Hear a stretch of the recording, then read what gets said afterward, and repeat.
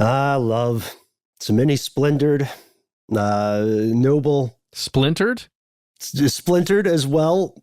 It's a noble, splintered, at times fractious thing. And I don't know. You guys remember maybe your days of heady teenage love where you felt like the entire world was collapsing because things might not work out with someone you were in love with? Did you guys ever have that moment? I don't recall. I plead the fifth. Okay, I would say yes. I know.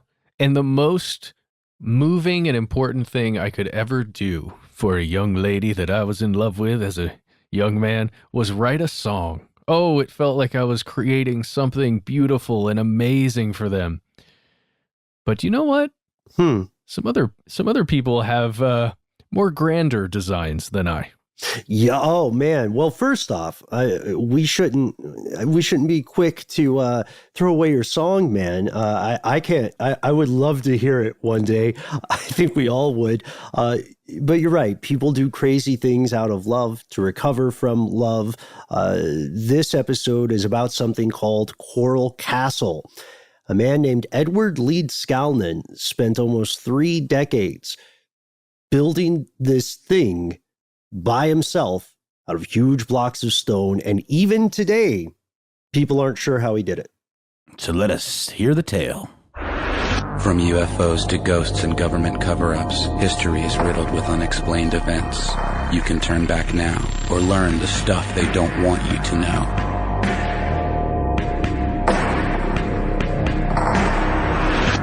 Hello, everyone. Welcome to the show.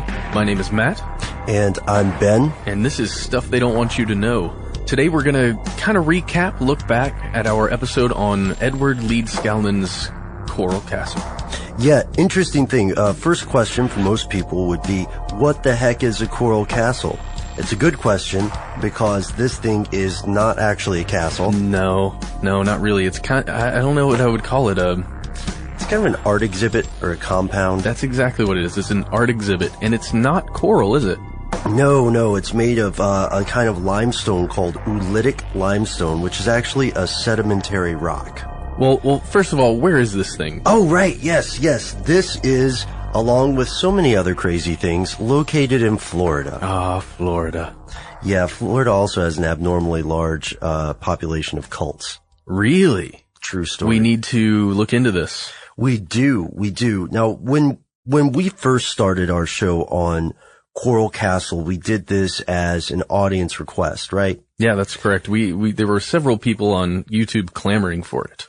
Mm-hmm. And most of our best episodes come from audience suggestions, and we were excited to do this one because it's both close to us in terms of space, geographic space, and in terms of time, you know? Oh, yeah. Well, and it's fascinating. There were so many questions, and there still are so many questions revolving around how the heck this thing was made, and about the guy that made it himself. Yeah.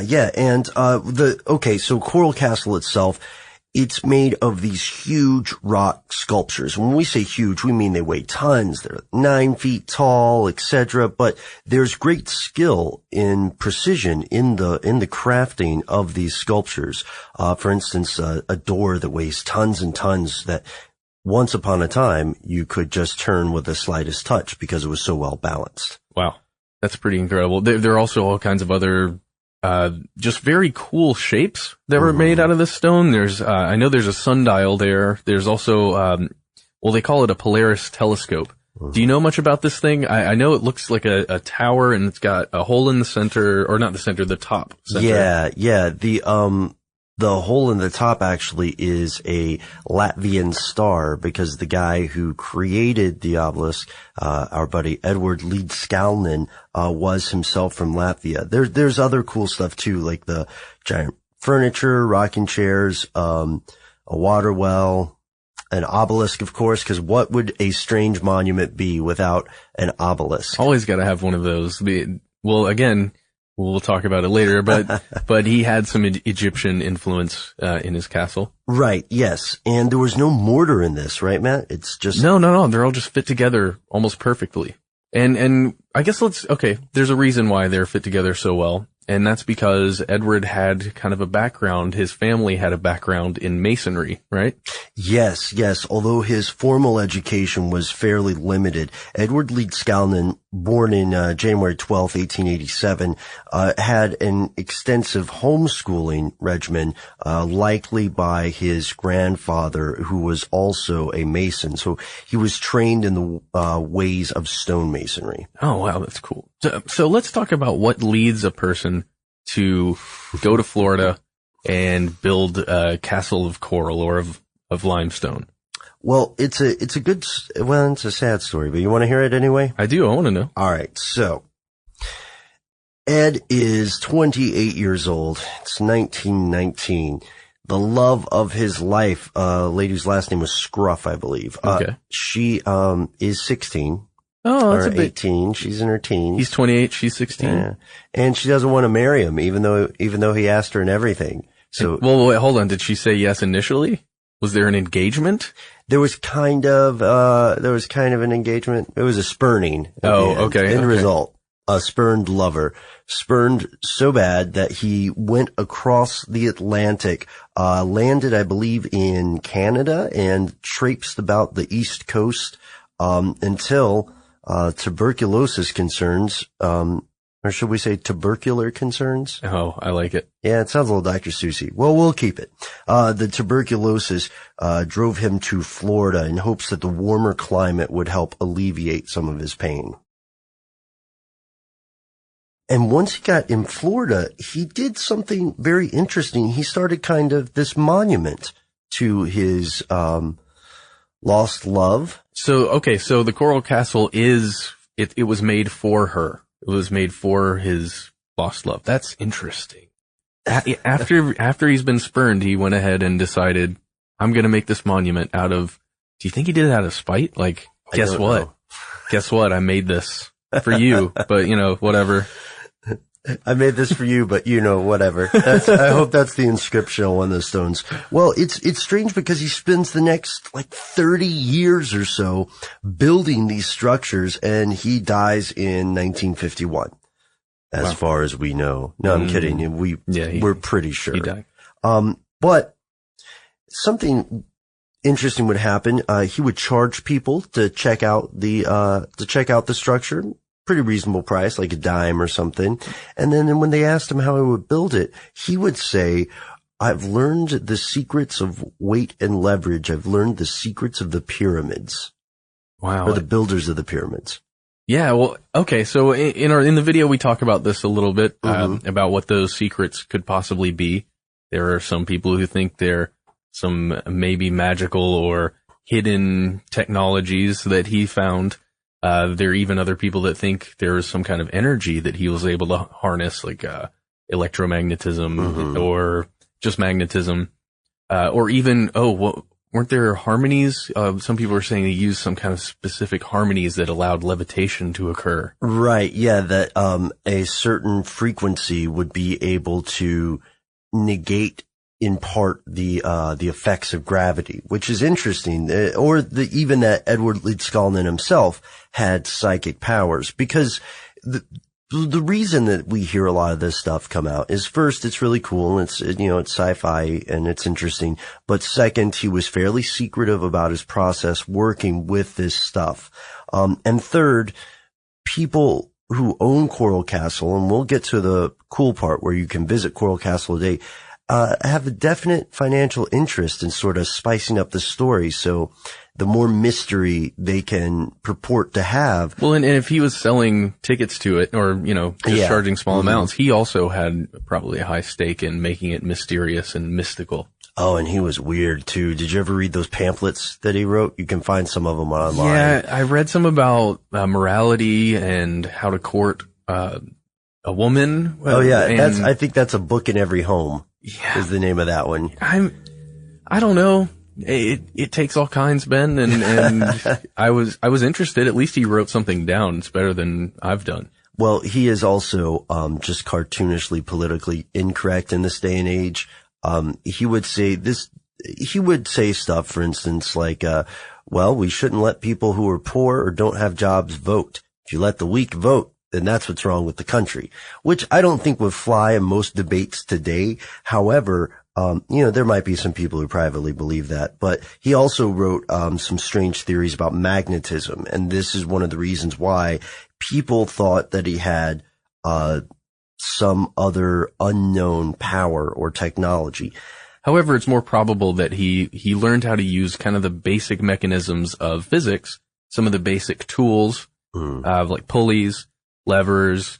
Oh, simple machines. Simple machines, exactly. Yeah, that's a great point. And that's kind of the best theory that we have for how the Egyptians did it, just manpower and simple machines. Yeah, and ingenuity. I think in our episode we talk about some modern hobbyists who have figured out ways to move gigantic blocks all by themselves, like the guy building the replica of Stonehenge. It's fantastic, right? Yeah.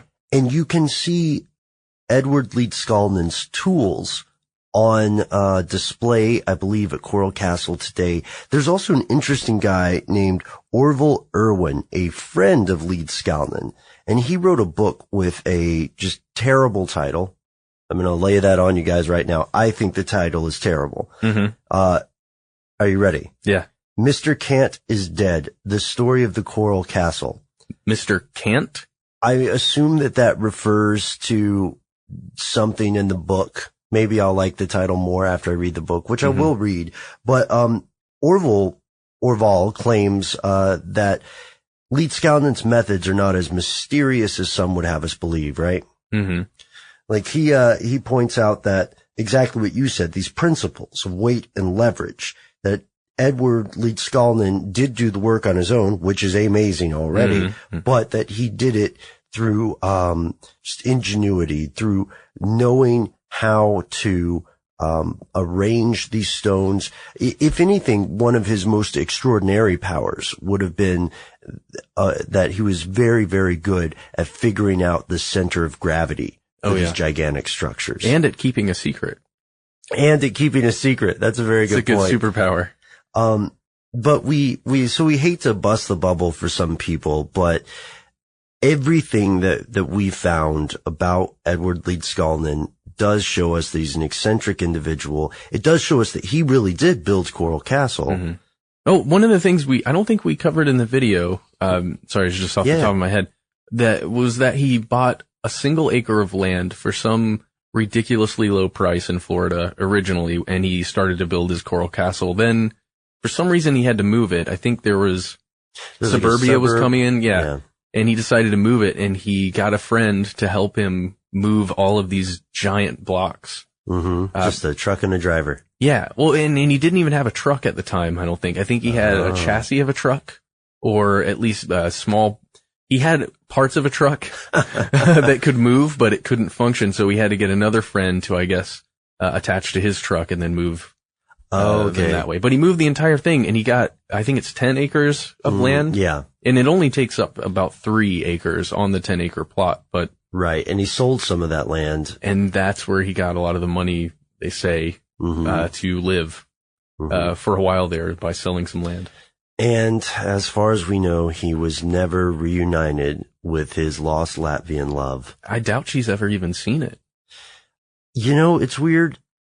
Since she is 10 years younger than him, it would be cool if she did see it, you know? I'd like to hear that story. If anybody, if you know of this occurring, please let us know. Send us an email or something. Yes, we are conspiracydiscovery.com. We'll go ahead and drop that in, cause sometimes people might miss it if we say it at the end, but we'll say it again if you just like hearing it. Cool. Let's end on this note, Matt. People can visit Coral Castle. Yes, it's still there. It's still there, you guys, and most of the stuff still works. There was one gate doesn't work as well as it did because they had to fix it. But here's how you get there. You go toward Homestead, Florida in Miami-Dade County. It's at the intersection of South Dixie Highway and Southwest 157th Avenue. There it is. And you can even type it into Google Maps now and find Coral Castle, which is kind of cool. Oh, yeah. I wonder if you can just go to a street view. I haven't checked that. Wouldn't that be cool if you could just I haven't done that either. Look around in the Coral Castle? Oh, no, man. They probably have blurt it out in some way to, make sure people will still pay money to get in and look at everything. Yeah, that might still be something they don't want you to know. Oh, every time. All right, so we are going to head out. We hope that you enjoyed our episode on Coral Castle. You can find us on Facebook. We're all over Twitter. We're conspiracy stuff on both of those avenues. And that's the end of this classic episode. If you have any thoughts or questions about this episode, you can get into contact with us in a number of different ways. One of the best is to give us a call. Our number is 1-833-STDWYTK. If you don't want to do that, you can send us a good old-fashioned email. We are conspiracy@iHeartRadio.com. Stuff They Don't Want You to Know is a production of iHeartRadio. For more podcasts from iHeartRadio, visit the iHeartRadio app, Apple Podcasts, or wherever you listen to your favorite shows.